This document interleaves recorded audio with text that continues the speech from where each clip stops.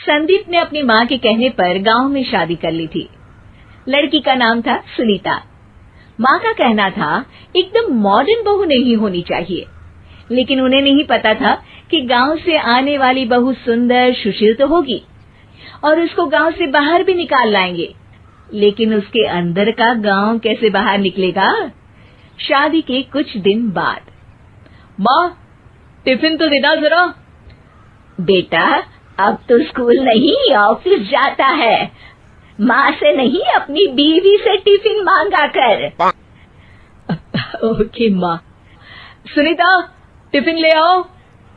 जी लो tiffin, इसके अंदर पिस्ता डाल दिया है। पिस्ता? पिस्ता क्यों? सास जी ने बोला था ना कि आपको पिस्ता बहुत पसंद है। ओहो, मैंने पिस्ता नहीं पास्ता बोला था, पास्ता। पास्ता? कहीं होता है पास्ता? अरे बेटी तू रहने दे, मैं बना दूंगी। अच्छा किया कि पाव भाजी बनाने का नहीं बोला, वरना किसी के पाव बना देती है। सुनीता को बुरा लगता है, लेकिन उसकी नादान हरकतें कम नहीं होती। ऐसे ही एक दिन, अरे तुमने ये क्या लगाया है? अरे आप वो फूस फूस करके लगाते हैं ना, वही। डियो? का दियो? किसको दियो? अरे वही ना जिससे खुशबू आती है। हाँ सही पकड़े हैं। अच्छा लेकर तो आना। कौन सा डियो लगाया तुमने? अभी लेकर आते हैं जी। संदीप की बात मानकर सुनीता अंदर से खुशबू वाला फुसफुस लेकर आती है। ओएमजी! ओएमजी मतलब ओ माय गणेश ना। अरे ओएमजी छोड़ो, और ये खुशबू वाला फुसफुस की बात कर रही थी तुम? हाँ इसी की, फिर से सही पकड़े हैं।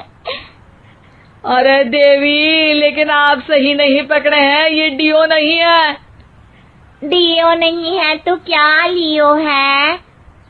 अरे ये रूम फ्रेशनर है, जिसको कमरे में छिड़कते हैं, खुद पर नहीं।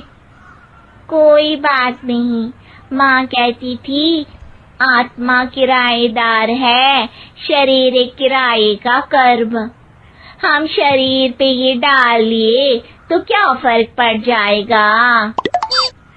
अरे बहू, ओ बहू, मेरे लिए फल तो ले आ, फिर मैं बाजार जाऊंगी। सुनीता अपनी सास के लिए फल लेकर आती है। अरे बेटा, पपीता, तरबूज और सेब फल ऐसे कैसे खा लूं? काट कर तो ले आ। माँ जी, मेरे गांव में तो खेत से उठा के सीधा खा लेते हैं। अरे ये तेरा गांव नहीं है ना। अरे संदीप, तू ही कुछ समझा देना इसको बेटा। मैं कैसे समझाऊं माँ, ये तो माइक्रोवेव को भी भट्टी बोलती है। कल मैंने बोला हाय कैसी हो, तो बोलती है किसी को हाय नहीं लगानी चाहिए। अरे सुनीता, तेरा क्या होगा? अभी तो कैसे बताऊं माँ जी, अभी हम कुछ करेंगे फिर पता चलेगा क्या होगा, लड़का या लड़की। हे भगवान, कहाँ से आ गई है? रामपुर से जी, आप ही तो लेकर आए थे मुझे। अरे मुझे माफ कर दो।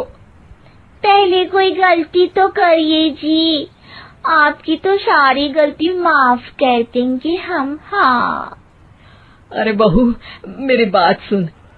फल यानी कि फ्रूट जब भी लाए ना तो काट कर लाना, ठीक है? जी ठीक है माँ जी, फल यानी फ्रूट यानी काट के लाऊंगी। सुनीता रोज ही कोई ऐसी हरकत कर देती जिसकी वजह से उसे घर में दो बातें सुननी पड़ती। एक दिन, माँ मेरे बॉस घर पर आने वाले हैं शाम को, उनका बर्थडे है, फैमिली साथ नहीं रहती उनके, तो यही पार्टी कर लेंगे। उनको अच्छा लगा तो शायद मेरा प्रमोशन भी हो जाएगा।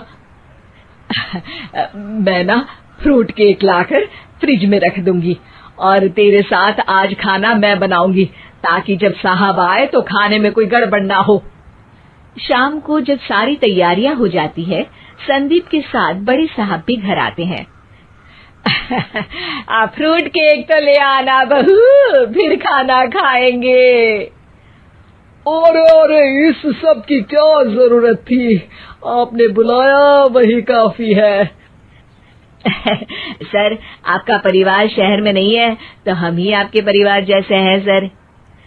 इतने में ही सुनीता फ्रूट केक लेकर आती है और बड़े साहब की टेबल पर रख देती है, और जैसे ही केक के ऊपर का बॉक्स हटाती है, ओह, ये क्या है? केक तो कटा हुआ है, मैं तो ऐसा नहीं लाई थी। आप मुझे शाबाशी दे सकती है माँ जी, मैंने ही केक काट दिया।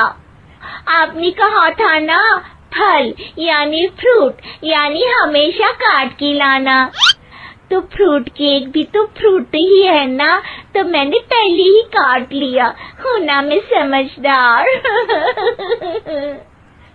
अरे बहू, ये क्या किया? केक हमेशा वही काटता है जिसका जन्मदिन होता है। तुझे एक बात भी समझ नहीं आती, एक नंबर की बेवकूफ है। पूरा माहौल बिगड़ चुका था। संदीप को लगने लगा था कि साहब उसे प्रमोशन तो दूर की बात है, कहीं डिमोशन ना दे दे, लेकिन साहब बीच में ही बोल पड़ते हैं। अरे कोई बात नहीं, ये इनकी बेवकूफी नहीं है, इनका भोलापन है। बेटा, आप कहाँ से हो? रामपुर गांव से। अरे वाह, गांव से? फिर तो आपके गांव में ताजे फल और सब्जियां मिलते होंगे। हाँ, सही पकड़े हैं। हम तो काटते भी नहीं, सीधा खा लेते हैं। मैं ना एक बार तुम्हारे गांव घूमने जरूर चलूंगा। क्यों संदीप, ले चलोगे ना? मुझे गांव घूमना बहुत पसंद है। बस फिर क्या था, संदीप और सास दोनों खुश हो गए, क्योंकि साहब को सुनीता ने गांव की बात करके खुश कर दिया था। अब संदीप का प्रमोशन पक्का था। शिक्षा, कभी भी किसी भी गलती पर घबराना नहीं चाहिए। हो सकता है कि उस गलती की वजह से आगे बड़ा फायदा हो जाए।